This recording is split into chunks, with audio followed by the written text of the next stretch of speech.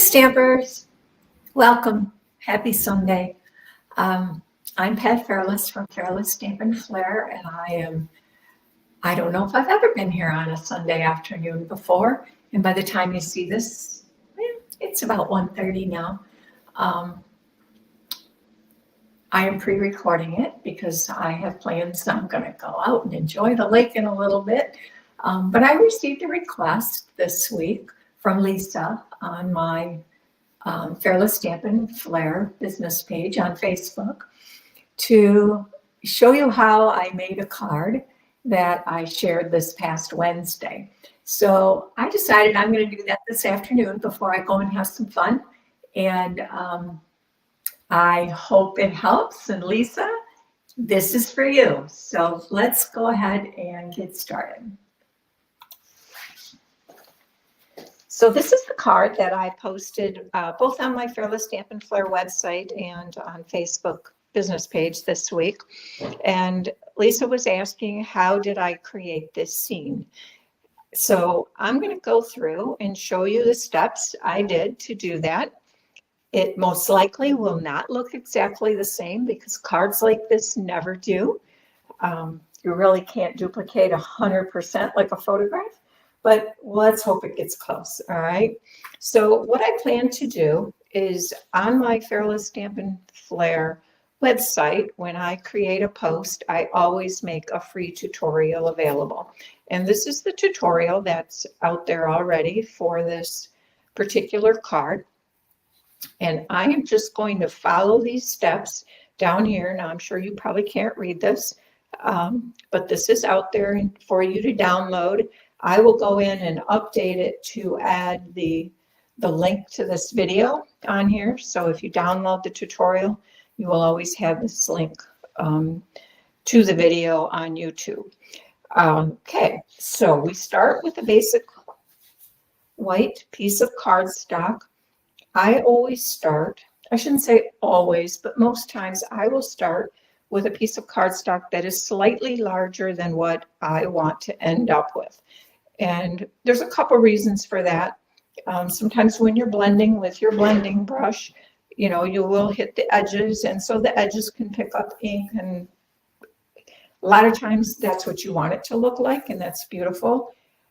The bigger reason is sometimes I like to have the freedom, I guess, or the option to move around what I cut off, because sometimes there might be a little boo-boo down here in the corner, so then I can move that so I can either hide it under a sentiment or maybe just cut it off completely. If it's smack dab in the middle, nothing much I can do with it, other than start over, of course, but we figure out creative ways how to cover things up, right? So this one is 5 1/4 by 4. It does get trimmed down to 5 by 3 3/4 at the end when I'm all finished. But let's go ahead. The first step I'm going to do is create the mountain range. And the stamp set I used for this card is called In the Grove. And this is the mountain range we're using. I also used this stamp set for some grass down here, and the trees on here were these little pine trees. So that's the stamp set I used. The birds up on top came from a retired stamp set called On the Horizon. This is no longer available. I think it's probably been retired at least a couple of years, but it's got these birds down here, and there are no current stamp set that have birds like this with a group of them in flight that I've found. And maybe I've missed something on an Ion exclusive, but so I do keep stamp sets around that I tend to gravitate towards for one reason or another. So let me show you how I did the mountain range first. It was made with 3 different colors. I have Smoky Slate, Cajun Craze, and Pumpkin Pie. And I first inked the complete stamp with Smoky Slate. I actually played with this many times, and this is a good hint for you, is practice on a piece of scrap paper. Maybe it's just your grid paper that you practice on to get your layout the way you want it.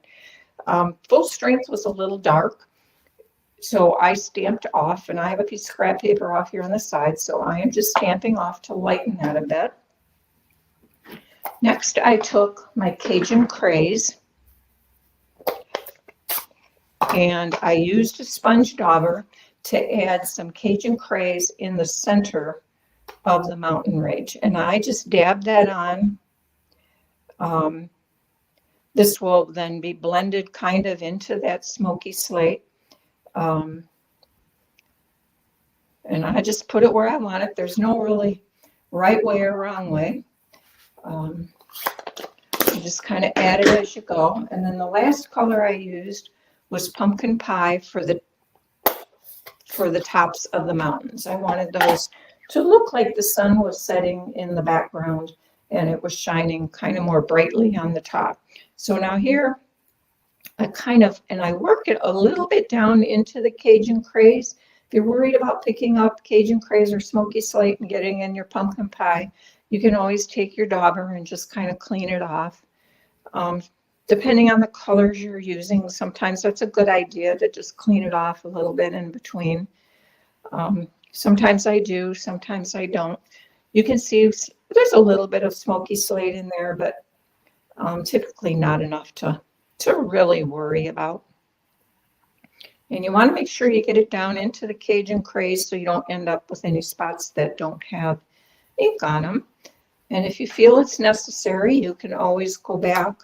Like if you think, oh, I might not have any ink right there, you can go back and just grab your Cajun Craze again. And you use your Cajun Craze dauber. I did change daubers. And then I just kind of blended it up in a little bit. All right. Now,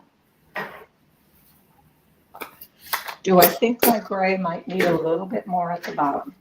I don't know. Depends on what you want it to look like. But if necessary, take your gray smoky slate and just kind of just hit the bottom a little bit to add a little bit of gray. At some point, it's best just to quit playing with it because the more you play, the more muddy it can get sometimes. So we're now going to place this just slightly above center. So I want more room at the bottom for water than I do at the top. So that's about,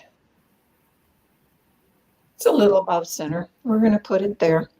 And again, if I get too much on the bottom and not enough at the top, I can always trim my 1/4 inch off the bottom. So there we go. That looks pretty good. I'm happy how that turned out. Can you see the gray along the bottom? Pumpkin pie on top, and it just kind of deepens into the Cajun Craze. So I like that.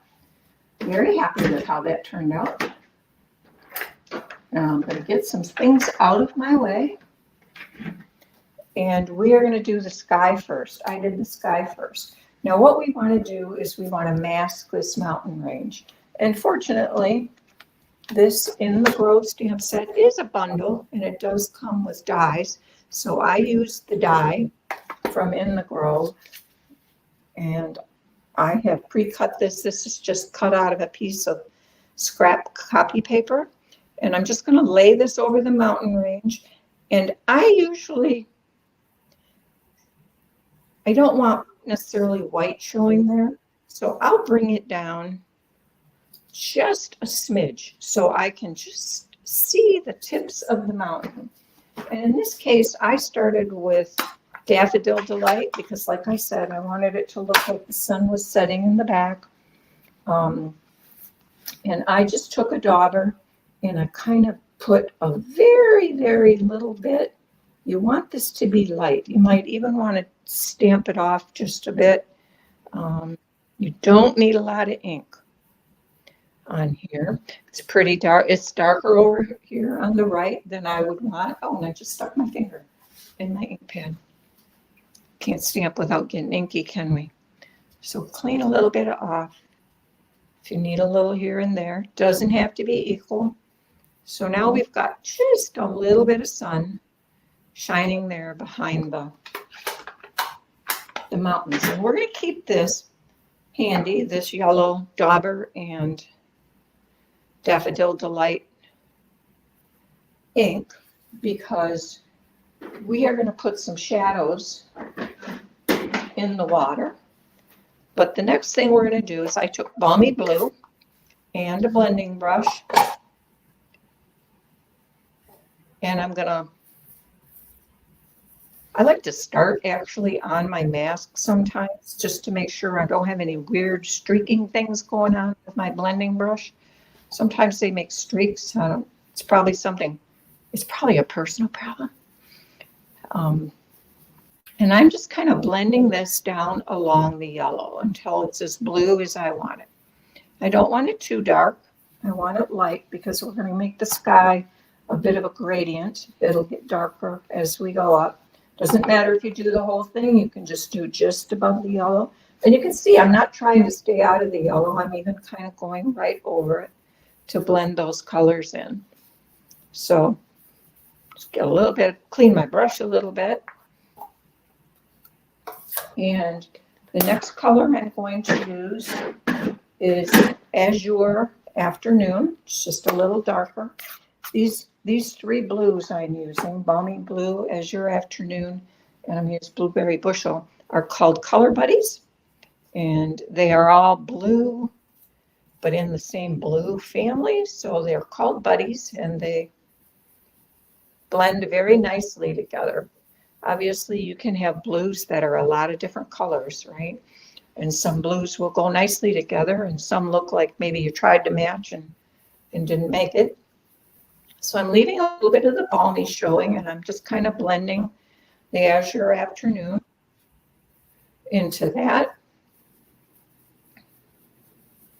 I'm making it so it's yellow and then lighter to darker in the blues. And again, you don't necessarily have to get this all super consistent. Sky is rarely super consistent. If I look out right now, I've probably got 5 different shades of blue and white out there. Clouding up, but the sun's still out, so that's good. Now I'm going to use my Blueberry Bushel.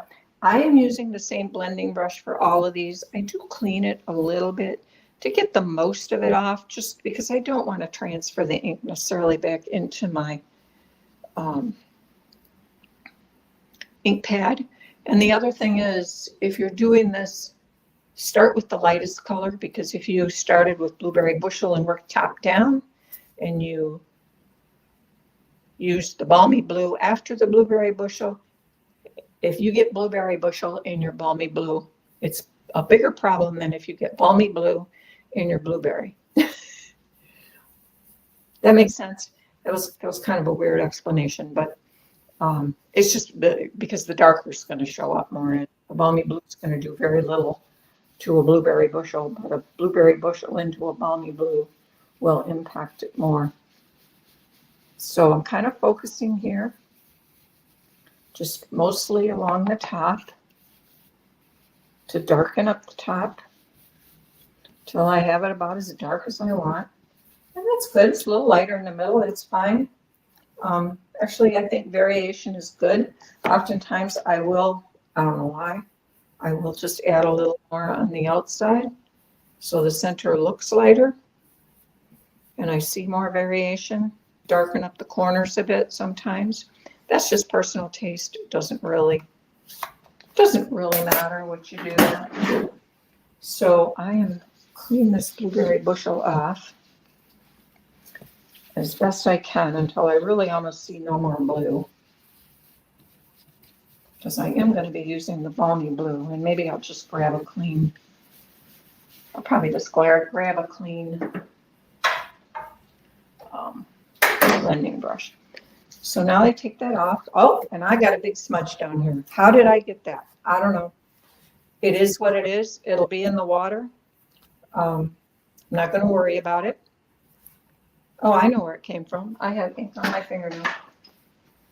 So when I went and took my mask off, I got ink. That's not unusual. You'll get ink where you don't want it. Now we're going to move our mask so it's just covering everything but but the bottom of the mountains, right? And again, I'm just leaving a super little smudge or smidge. I'm looking at my smudge. a little smidgen showing. So the next step is to work on the water. Okay. And here we are now down to, just so you know where we are on the thing. I have moved the mask to align with the bottom of the mountain range. Now I'm going to take some crumb cake ink and I'm going to kind of put that down here. And the crumb cake is there to look like the sand. So you kind of have to have pictured in your mind where you want your shoreline to be.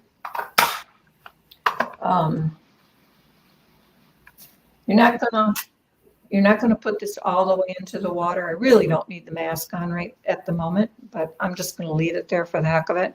So I'm just gonna bring this down and around.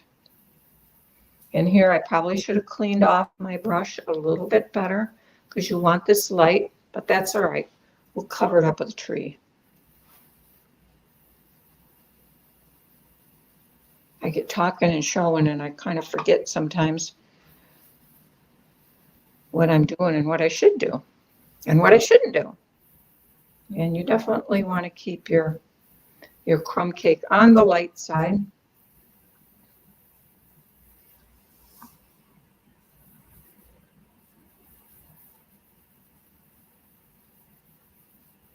So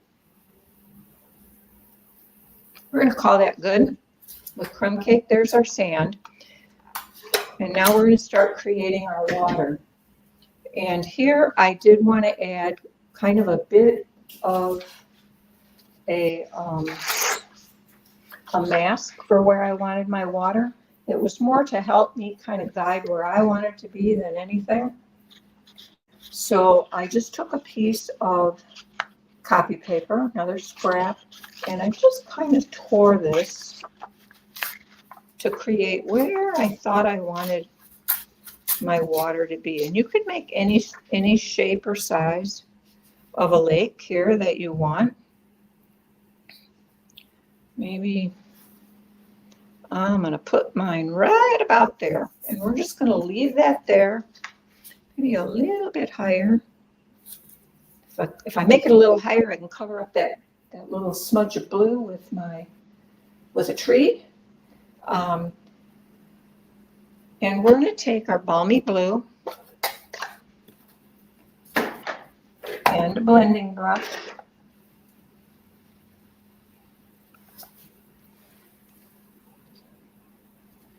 Get my mask on the bottom of the mountain range here. This one I'm putting almost right on the edge.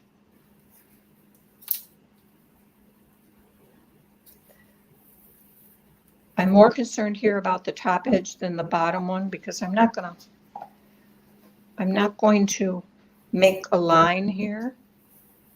So I'm going to start on my mask and I'm just going to color this in. And this is just really to kind of get a little bit of a background for the blue to give it kind of an all over blue appearance. Blend it lightly into your crumb cake.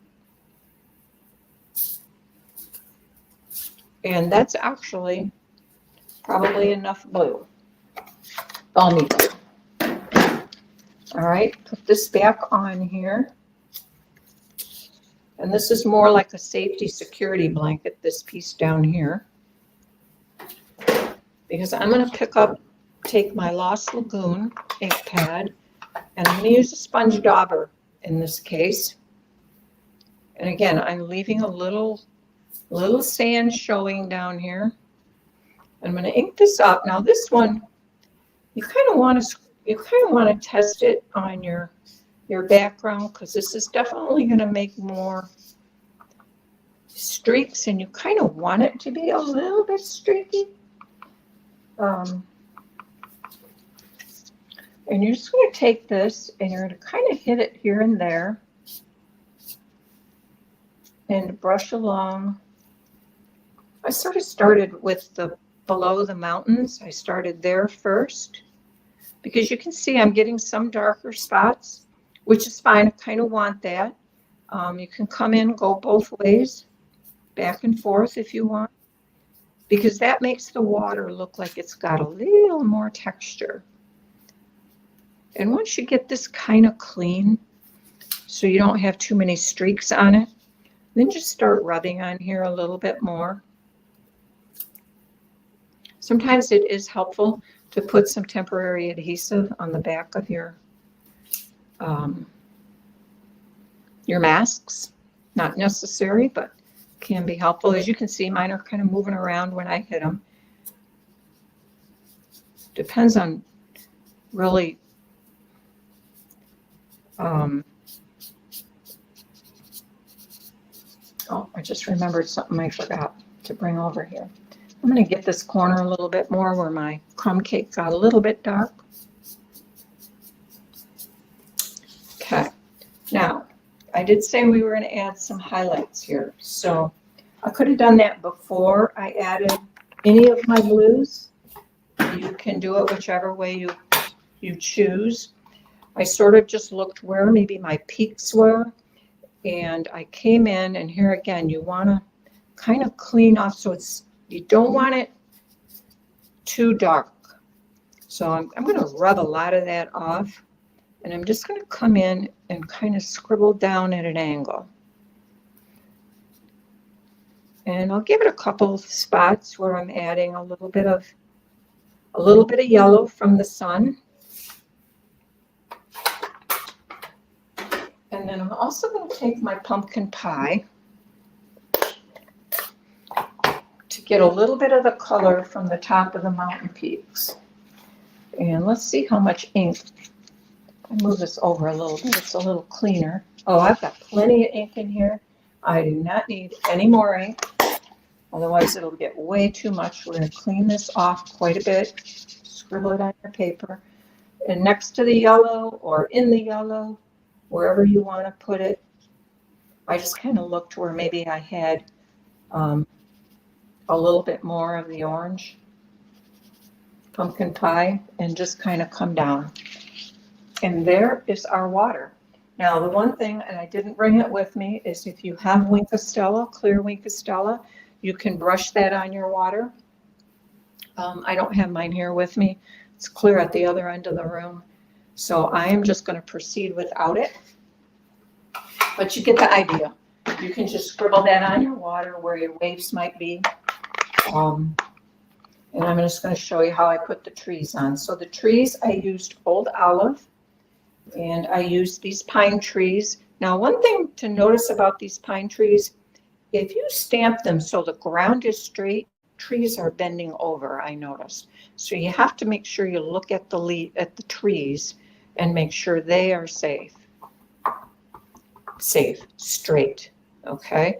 Now we're going to cover up a lot of this. And see, here's another good reason to why I like to be able to trim some off, because I can trim this edge off and I get rid of like a lot of this darker spot here if I don't want it there. So let's just put our first tree here and work our way around. And you're just going to kind of vary the heights a little bit so that it looks like it gives it just a little bit more dimension, right? And I'm going to make sure this little blob right there is covered. Bring that one up a little bit high. Look at that. We didn't even know it was there. If I hadn't told you and showed you, there was probably those spots on my old card too, my first card. Okay. Now I could leave it like this. I could have this just be sand. I thought it made more sense that it not be so much sand. And I think what I would do when I trim it here, I'm going to trim off the bottom, probably most of it, because I probably got the mountains a little higher. But that's the good part about starting with a larger piece. So we have this other stamp. Where did I put it? Here's the trees. There's the mountain. Here it is. And I'm going to go ahead and grab my old olive ink again. And ink up, this is just some grass and bushes and scrub is what it looks like. And here, I don't want it as dark as the trees, so I am going to stamp off and then just come in here a couple times and just kind of cover that up. And it's good to still see some sand through there. That's fine.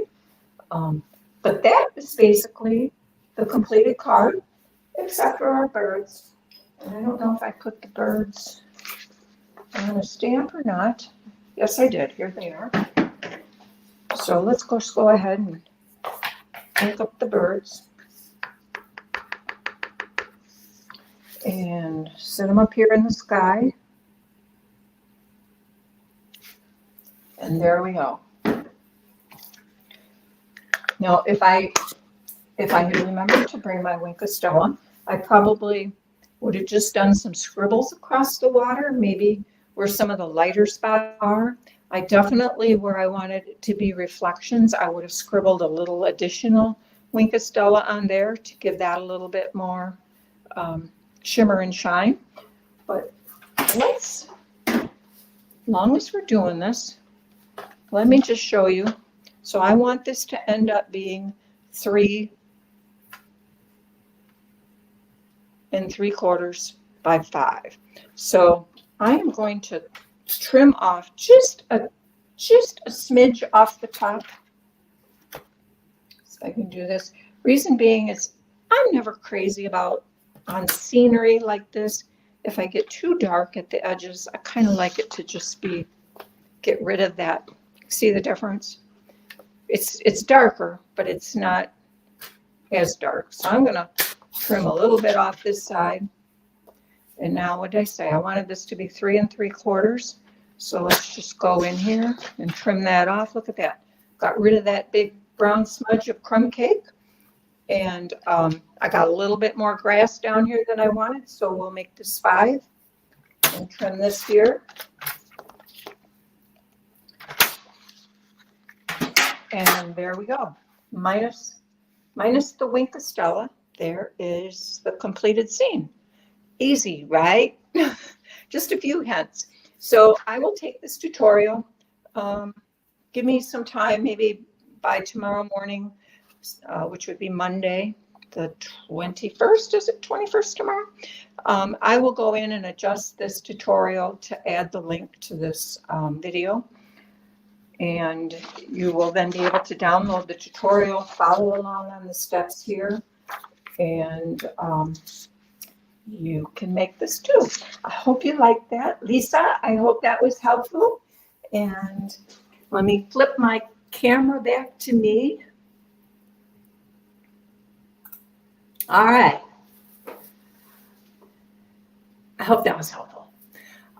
If not, leave me a comment and I will do my best to explain. I think between the written tutorial and now actually seeing it done, it'll probably make it a little easier to follow along with the tutorial when I was trying to explain in words.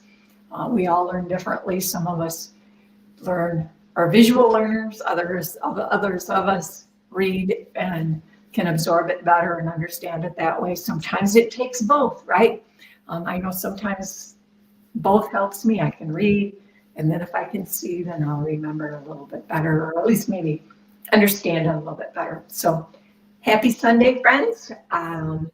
Again, if you ever see cards that you don't quite understand how I made, I love that Lisa left a comment and say a video would be really helpful to understand this. That's great. It lets me know that what I can do to help you, because that's what we're here for. So thanks. Have a great Sunday, and we will see you on Learning with Friends on Thursday with a really cool, fun fold card. Have a good one. Bye-bye.